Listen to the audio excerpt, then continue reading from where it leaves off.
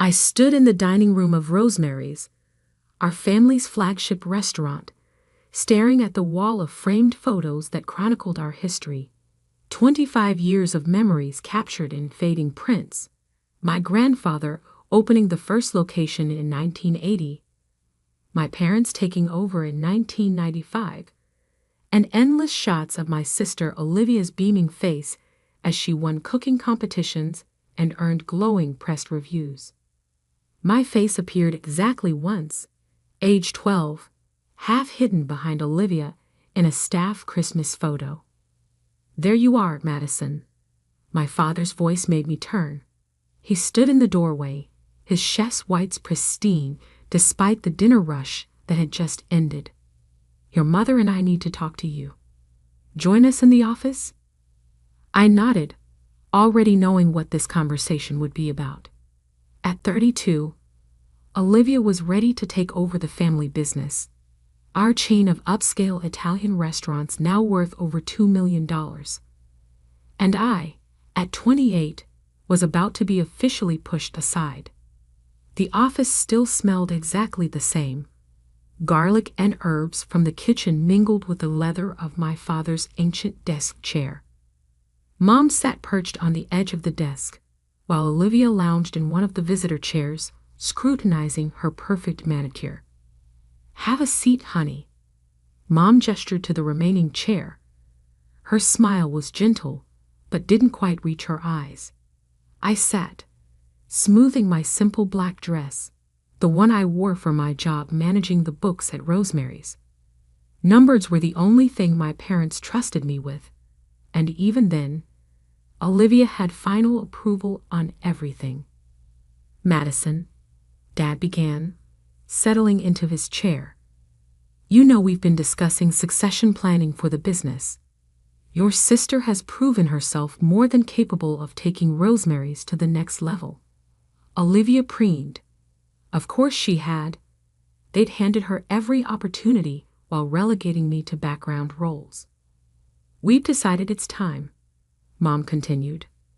"Olivia will assume full ownership and control of all restaurant operations, effective next month." I waited for the rest. Surely there would be some role for me, some acknowledgement of my years of quiet contribution. The silence stretched. "And me?" I finally asked. Dad shifted uncomfortably. "Well, sweetheart, we think it's best if you explore other opportunities. Your sister has a very specific vision for the future of Rosemary's." "What your father means," Olivia cut in, her voice dripping with fake sympathy, "is that we'll be bringing in professional financial staff. Let's be honest, Madison, you're not really cut out for the restaurant business. You've never had the passion for it like I do." I gripped the arms of my chair, memories flooding back. 12-year-old me, begging to help in the kitchen only to be told I'd get in the way. 16-year-old me, suggesting menu improvements that were dismissed without consideration. 20-year-old me, graduating top of my class in business school while Olivia got all the praise for winning a local cooking contest. "We'll give you an excellent severance package," Mom added quickly. 3 months' salary. That should give you time to find something more suitable." "I see." I stood up slowly, my mind already racing ahead. "And I assume you'll want me out by the end of the week." "That would be best," Olivia smiled. "The new financial team starts Monday." I nodded curtly and walked out, ignoring my mother's call of "Madison, wait." Behind me, I heard Olivia's dismissive laugh. "Oh, let her go, Mom. She'll get over it." But I wouldn't get over it. Not this time. That night, I sat in my small apartment, surrounded by spreadsheets and business plans I'd been quietly working on for years. Every time they'd dismissed my ideas, I'd refined them. Every time they'd pushed me aside, I'd strengthened my resolve. They thought I lacked passion. They had no idea.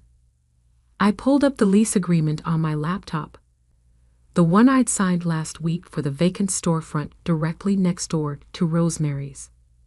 The landlord had been surprised when I offered above market rate, but location was everything. Opening my meticulously organized files, I reviewed my concept again.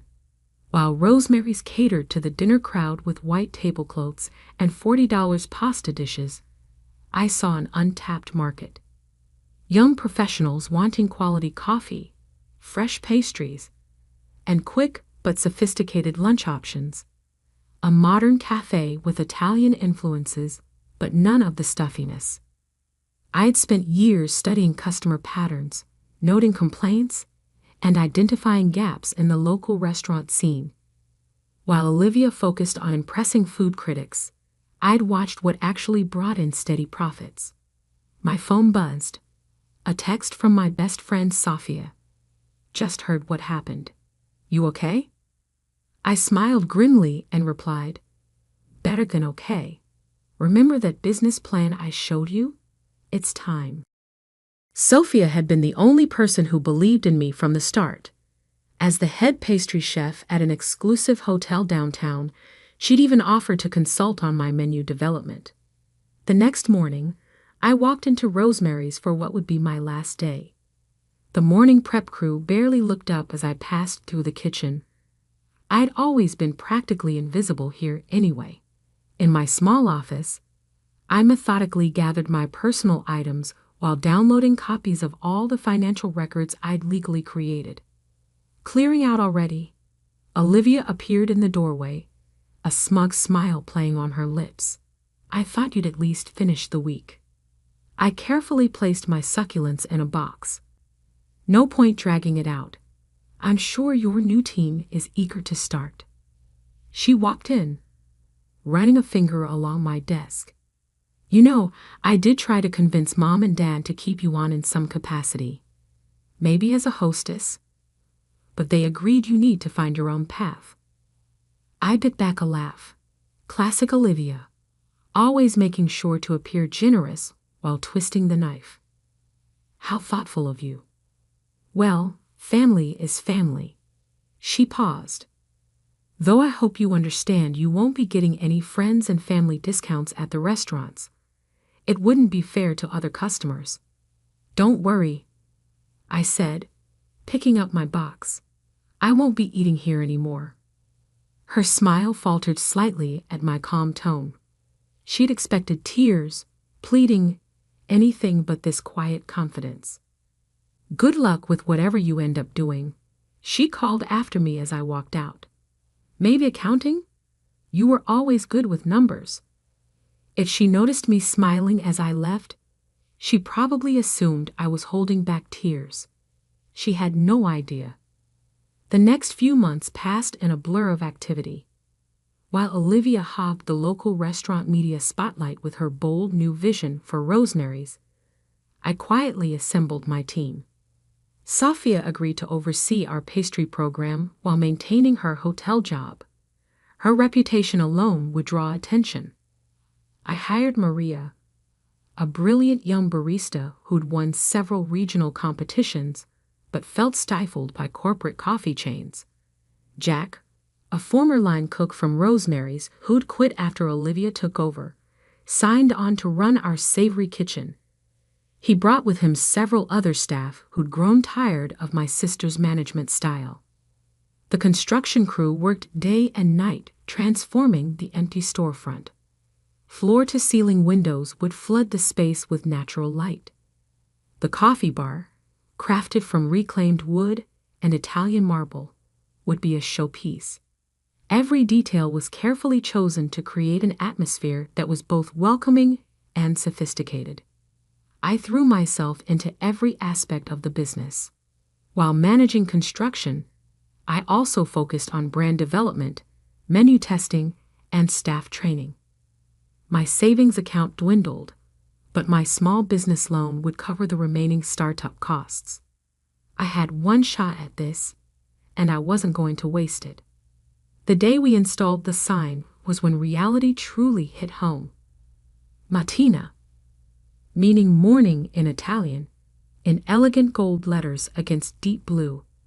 Through the construction barriers, I could see Olivia watching from Rosemary's window, her expression unreadable. Let her watch. Let them all watch. 2 weeks before our planned opening, I was reviewing coffee bean orders when Jack burst into my office, his face pale. "Madison, you need to see this." He handed me his phone, open to the local restaurant news website. The headline made my blood run cold. Rosemary's ANNOUNCE NUCAFA CEPT Bureau Hingy Beloved Italian Flavors to Breakfast and Lunchy. My hands shook as I read the article. Olivia was launching a cafe menu at all Rosemary's locations. Breakfast pastries, gourmet sandwiches, specialty coffee drinks, nearly identical to what we planned. And they were starting with the flagship location, next door. They must have gotten wind of our concept. Someone had talked, or they'd seen our permit applications, and now they were trying to crush us before we could even open. I looked up to find my entire team watching me anxiously. They'd all taken huge risks to join this venture. Some had quit stable jobs. They believed in my vision, and I couldn't let them down. "Call everyone in," I said, standing up. "Emergency meeting in 20 minutes. As my staff filed into our unfinished dining room, I took a deep breath. This wasn't over. In fact, it was just beginning. My family had underestimated me my entire life, but they'd never seen what I was truly capable of. Time to show them. The emergency team meeting lasted until midnight. Empty coffee cups and discarded ideas littered our makeshift conference table, a piece of plywood balanced on sawhorses. But by the time we finished, we had a plan. They think they can beat us at our own game. I stood at the head of the table, surveying my tired but determined staff. Let them try. We're not just opening a cafe. We're creating something entirely new. Over the next week, we completely revamped our concept. While Rosemary's would offer watered-down versions of standard cafe fare, we would innovate. Our pastry chef, Sophia, developed hybrid creations that combined Italian and Asian flavors: matcha tiramisu, yuzu cannoli, black sesame bomboloni. Each item was photographed for our social media campaign, generating buzz before we even opened. Maria, our head barista, designed a coffee program that went beyond typical espresso drinks. She sourced rare beans from small Italian farms and created signature drinks that told a story. The Vesuvius, a volcanic-looking layered espresso drink with chocolate ash, became our Instagram star. But our biggest innovation came from an unexpected source. Jack, our kitchen manager, had been experimenting with rapid cooking techniques that could deliver restaurant-quality meals in cafe timing. "Look at this," he demonstrated, pulling a perfectly cooked pasta dish from a specialized heating unit. 3 minutes from order to plate, and the quality matches any full-service restaurant. We installed a line of these units, allowing us to offer hot, fresh meals in record time. Perfect for business lunches when people couldn't spend an hour at Rosemary's. The morning of our opening, I arrived at 4 a.m. to find a line already forming. Our social media campaign had worked better than expected. The first 100 customers would receive limited edition Matina coffee tumblers, and people wanted them. Through our windows, I could see lights on at Rosemary's. Olivia was there, watching. They'd rushed to launch their cafe menu 2 days earlier, but the reviews had been lukewarm. Traditional pastries and basic coffee drinks couldn't compete with what we were about to unveil. At precisely 6 a.m., I unlocked our doors. The space was stunning, modern yet warm, with that reclaimed wood and marble bar as our centerpiece. The aroma of freshly baked pastries and specialty coffee filled the air. "Welcome to Matina," I greeted the first customers, a group of young professionals headed to nearby offices. Their eyes widened as they took in the display case filled with Sophia's creations. "Are those Yuzu cannoli?" One woman pressed her face against the glass. "I saw these on Instagram." By 7 a.m., we had a constant line of 30 people. By noon, we'd sold out of most pastries and had to rush additional batches. Our quick-service pasta dishes were a huge hit with the lunch crowd, many of whom had walked out of Rosemary's when told about their 45-minute wait time. I was expediting orders when I saw them, my parents and Olivia, walking through our doors. They tried to look casual, but I could see them scrutinizing everything: the innovative menu, the efficient service, the full tables, the constant line. Olivia picked up a menu, her perfectly manicured fingernails gripping the recycled paper. "Fast casual Italian fusion." She sniffed. "Hardly authentic." I stepped out from behind the counter, radiating calm confidence. "Can I help you find something? The black sesame bomboloni are our best seller this morning." "Madison," my mother started, then faltered as she looked around the busy cafe. This wasn't the failing business they'd expected to find. My father cleared his throat. "Interesting concept you have here, though I'm not sure it fits with the neighborhood's character." I gestured to our packed dining room. "The neighborhood seems to disagree. Now, if you'll excuse me, we have customers waiting." They left without ordering, but I knew this wasn't over. Olivia's face had that look, the one she got when plotting something. Sure enough, 2 days later, Rosemary's announced they were slashing their breakfast and lunch prices by 30%. "They're trying to undercut us," Jack worried, showing me their new menu. "We can't match those prices and stay profitable." "We don't need to," I assured him. "Quality speaks for itself." I was right. Despite Rosemary's price cuts, our business kept growing. Word spread about our unique offerings and quick service. Food bloggers raved about our fusion pastries. Local offices started ordering catering. We had lines out the door every morning. Then came the call that changed everything. "Ms. Bennett." The voice was crisp, professional. "This is Marcus Chin from Venture Capital Partners. We've been hearing interesting things about Matina. Would you be open to discussing expansion opportunities?" I sat down, my hands shaking slightly. This was it, the chance to grow beyond what my family thought possible. But first, I had to handle a more immediate crisis. Sophia burst into my office, her chef's coat dusted with flour. "Madison, we have a problem. Someone's been trying to poach our staff, offering double salary to work at Rosemary's new cafe division." I smiled grimly. Of course Olivia would try this tactic. Call a staff meeting. Time to let everyone in on phase 2 of our plan. The next morning, I walked into the VC meeting with a detailed expansion proposal, not just for 1 or 2 new locations, but for a complete reimagining of the quick-service dining industry. "Our goal isn't to compete with traditional restaurants," I explained, pointing to my projections. "We're creating a new category entirely. High-end quality with fast casual efficiency. And we can replicate this model anywhere." Marcus leaned forward, intrigued. "And your current location's numbers support this?" I handed him our first quarter financials. His eyebrows rose as he reviewed them. "Very impressive.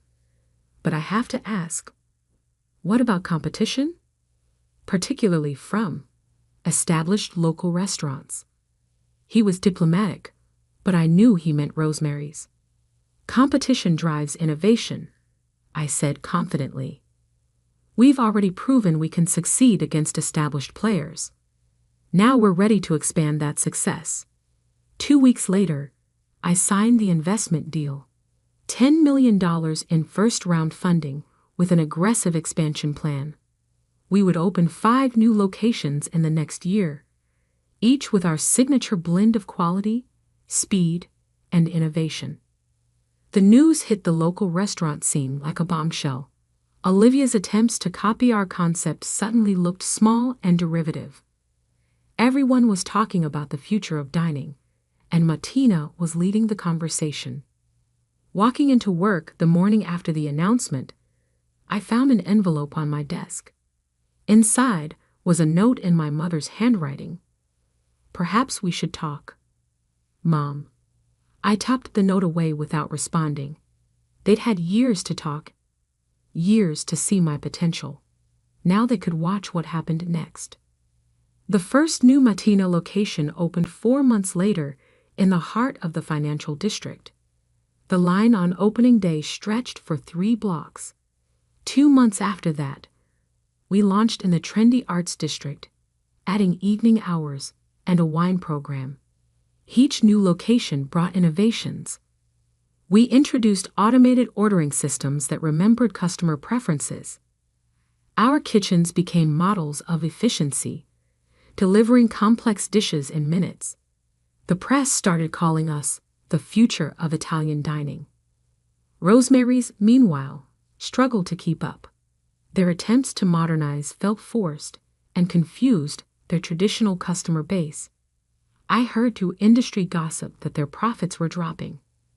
Then came the headline that shook the local restaurant world. Rosemary closes 2 locations. Traditional restaurant chain faces modern dining challenges. Seeing that article, I felt no joy. This hadn't been about destroying my family's business. It was about building something true to my own vision, something that would make a real difference in the industry. That evening, as I was reviewing plans for our 6th location, my office phone rang. The caller ID showed Olivia Bennett. I stared at the phone for a long moment, thinking about everything that had led to this point. Then calmly, I picked up the receiver. "Madison?" Olivia's voice wavered, lacking its usual confidence. "We need to talk." I leaned back in my chair, looking out at the city lights.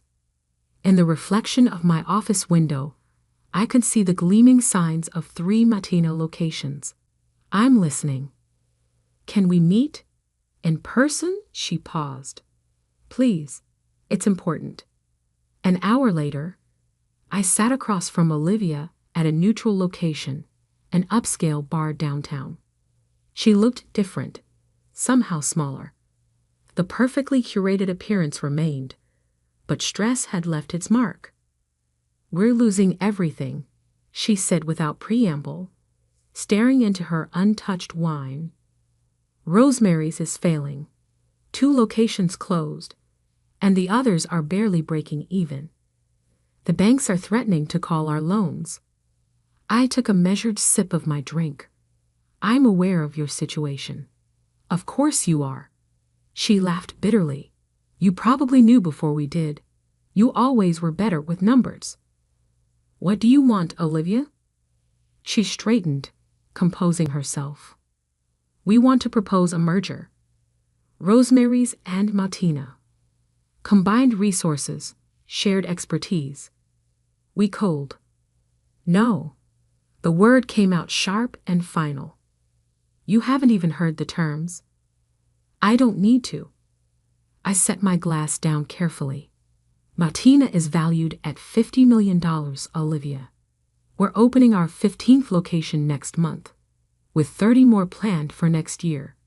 We don't need Rosemary's resources or expertise. We're still family," she whispered. "Are we? When was the last time you treated me like family?" She flinched. "I know we make mistakes." "Mistakes?" I cut in. "You systematically pushed me aside for years. You took every opportunity to belittle me, to remind me." I wasn't good enough. When you forced me out, you didn't even have the decency to be honest about it. You wrapped it in fake concern and condescension. I was wrong, she said quietly. We all were. Watching what you've built. It's extraordinary, Madison. You've revolutionized the entire industry while we were clinging to outdated traditions. I studied her face, searching for the manipulation I'd grown so accustomed to seeing. But for once, my sister seemed genuine. Here's what I'll offer, I said finally. Not a merger. Martina remains independent, but I'll buy the original Rosemary's location, the one grandfather built. I'll keep the name and some signature dishes, but modernize the concept. A single high-end dinner venue to complement our fast casual empire. And the other locations? Close them. They're not viable anymore. Use the sale proceeds to pay off your debts. After that, if you're interested, we might discuss a position at Martina. Entry level. No special treatment. You'd have to earn any advancement. Her eyes widened. You'd really give me a chance? After everything? Everyone deserves a chance to prove themselves. I had to build mine from nothing. You'll at least have a foundation. 2 days later, I sat in my parents' living room, reviewing the sales contract for Rosemary's. My father kept shaking his head, staring at the purchase price. All these years, he murmured. We never saw. You saw what you wanted to see, I replied, initialing another page. You decided early on that Olivia was the successful one, the one with potential. You never bothered to look deeper. My mother dabbed at her eyes with a tissue. Can you ever forgive us? I paused, considering the question. I'm not angry anymore. Building Martina taught me something important. Success isn't about proving others wrong. It's about proving yourself right. The acquisition of Rosemary's flagship location made headlines in the restaurant industry. But the bigger story came 3 months later, when Martina announced our nationwide expansion plan. 100 locations across the country, plus our first international ventures in London and Tokyo. The day we opened the reimagined Rosemary's, I stood in that same dining room where the family photos hung. The wall had been redesigned, now telling a different story. Photos of grandfather still held pride of place, but alongside them were images of Martina's journey. My journey.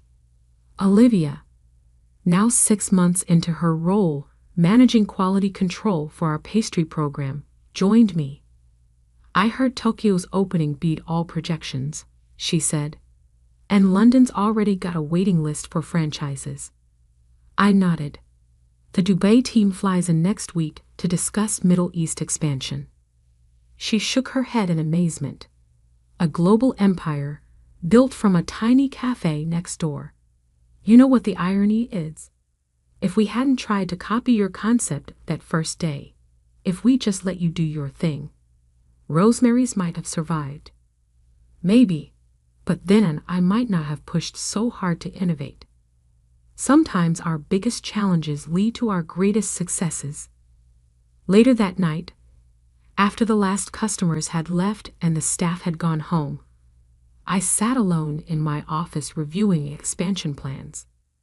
On my desk sat a small plaque, given to me that morning by my team. It read, Madison Bennett, founder and CEO, Martina International, from a single door to a worldwide welcome. I picked up the plaque, running my fingers over the engraved words. Success wasn't just about the money, the locations, or even proving my family wrong. It was about staying true to your vision, even when no one else could see it. My phone buzzed. Photos from the Tokyo location's soft opening. The lines stretched for blocks, just like that first morning next door to Rosemary's. But now, the crowds weren't just waiting for coffee and pastries. They were waiting to be part of something revolutionary. I opened my laptop to review the latest innovation proposals from our R&D team. We were exploring AI-driven ordering systems, sustainable sourcing initiatives, and revolutionary kitchen automation. The $50 million empire was just the beginning. The sun was rising by the time I finally left the office. I passed the original Matina location, now a historical landmark in our company's story. The sign still glowed warmly in the early morning light, welcoming another day of possibilities. My family had given me nothing, believing I'd amount to nothing, but they taught me the most valuable lesson of all. The only limits that matter are the ones you accept for yourself. Standing there in the growing light, I smiled. Time to start another day of proving just how limitless those possibilities could be.